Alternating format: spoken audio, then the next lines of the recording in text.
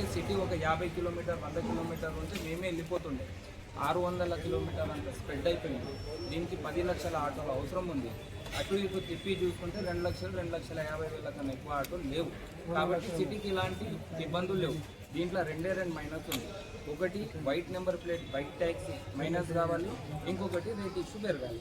Welfare board అనేది ఒకటి 263 GO pass అయ్యి సిటీలలో ఉన్న డిస్టిక్ ఆటోలు అన్నీ నడిచేటట్టు మనకు అవకాశం ఇస్తే చాలు. ఇదంతే మనకు కావాల్సింది మూడే. మిగతా అన్ని వాళ్ళ ఇష్టం ఏమన్నా చేసుకోకండి. వాళ్ళ యూనియన్లు వాళ్ళకి సమర్థించింది వాళ్ళకి వచ్చినట్టు మనకు ఏమన్నా మాట్లాడి వాళ్ళతోనే మన గొడవ పెట్టుకునేటట్టే ఏమన్నా విషయాలు వాళ్ళు తెచ్చుకున్నా మనకి ఎలాంటి సంబంధం లేదు. వాళ్ళు ఏమంటారు, వాళ్ళకు అంటే ఆ కొడుకులకు డిస్టిక్ వాళ్ళకి దీని వచ్చి నడపాల్సిన అవసరం ఏమొచ్చింది అని అన్న మనం ఏమనం. ఎందుకన్నామంటే ఈ సందర్భం వాళ్ళతో మనం కొలబరేట్ అయ్యి నడిచే అవకాశం ఉంది. ఎందుకంటే రేపటి నాటి రేట్ ఇష్యూస్కి మనమే పోరాడుతున్నాం అనుకో, యూనియన్ వాళ్ళకి మనం సపోర్ట్ చేయమని చెప్తే వాళ్ళు రాకపోయినా పర్వాలేదు, వాళ్ళకి ఏదైతే రిటర్న్ ప్యాడ్ ఉంటుందో దాని మీద సంతకాలు చేసి మనకి సంతకాలు పెడితే చాలు. రేపటి నాడు మనకు రోడ్డు మీద ఒక 10 మంది తీసుకుపోయి పోలీసులు కొట్టినా అన్ని యూనియన్లు వచ్చి మనకు సపోర్ట్ చేస్తారు. ఎందుకంటే ఇప్పుడు డిస్ట్రిక్ట్లో ఉన్న వాళ్ళము కొన్ని యూనియన్స్ ఉన్నాయి, కొన్ని అసోసియేషన్స్ ఉన్నాయి. అసోసియేషన్లో యూనియన్లో ఇన్వాల్వ్మెంట్ లేని వాళ్ళు ఇక్కడ చాలామంది ఉన్నారు. కాబట్టి గ్రూప్లో ఉన్న అడ్మిన్స్కి వాళ్ళకు వాళ్ళ హోదాను చూసి పోలీసులు వదిలిపెట్టవచ్చు. నాలాంటి మీలాంటి సామాన్య ప్రజలకు వదిలిపెట్టాలంటే మనకు ఎలాంటి హోదాలు లేవు. కాబట్టి మనకు సపోర్టెడ్ ఉండాలంటే వీళ్ళు సపోర్టెడ్ ఉండాలి, సిటీ వాళ్ళు ఉండాలి. అదేవిధంగా మనం అందరం కలిసిమెలిసి ఉండాలి.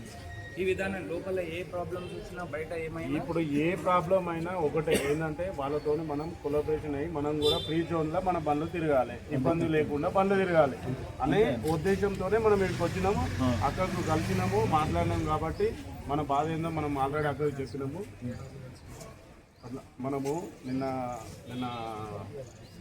పక్క సపరేట్ యాక్చువల్గా స్ట్రైక్ అయిన రోజు కలిసినాం.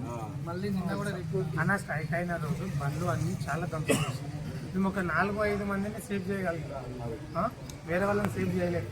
కాబట్టి అదే రోజు ఏం చేసినామంటే కవితక్క దగ్గరికి వచ్చినాం, అన్ని టీంలను కలుపుకొని వచ్చినాం. వచ్చి మాట్లాడేసి అక్క మాకు ఇట్లా ఏదైనా ఒక స్థాయి కావాలి, మాకు ఇట్లా గొడవలు వద్దు, అందరూ ఫ్రీగా తిరగాలక్క, ఎవరికి టెన్షన్ ఉండొద్దు, భయం ఉండొద్దు. ఎందుకంటే అందరికీ ఫ్యామిలీలు ఉన్నాయి. ఒక్కరికి డ్రైవర్కి ఏమైనా అయిందంటే డ్రైవర్ ఒక్కడు ఏం కాదాక ఫ్యామిలీ మొత్తం సఫర్ అవుతుంది. ఈ గొడవలు మాకు వద్దు, శాంతియుతంగా అందరూ పనులు చేసుకోవాలన్నట్టుగా మాట్లాడారు. అందుకని 22 యూనియన్లని ఇప్పుడు అక్కడ రప్పించారు. మన గొంతు నుంచి మన సైడ్ నుంచి ఎవరిది గొంతు అంటే కవితక్క, మన సైడ్ నుంచి మాట్లాడే ఒక్కటే ఒక గొంతు కవితక్క గొంతు. ఓకేనా?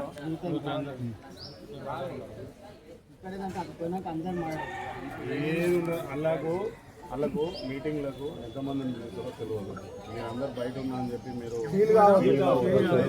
లోపల లిమిట్ చాలా తక్కువ ఉంది. దాదాపు ఒక 70-80 మంది వరకు పట్టొచ్చు. సరేనా? పిలిచిన వారికి నేను చెప్పేది ఏంటంటే లోపలికి అందరం వెళ్తాం. కొంతమంది కూర్చున్నాం, కొంతమంది సైలెంట్ బయట అంటే బ్యాక్ సైడ్ నిలబడినా ఏం ప్రాబ్లం లేదు. వాళ్ళు పెద్దదే బట్ కుర్చీలు తక్కువ ఉండవచ్చు. అందరం అడ్జస్ట్ అయ్యి వెళ్ళిపోతాం, దాంట్లో ఏమి ఇబ్బంది. మన సమస్య కాబట్టి మనం కొంచెం కన్వీనియంట్గా వెళ్ళిపోతాం. ఓకేనా? సరే అన్న.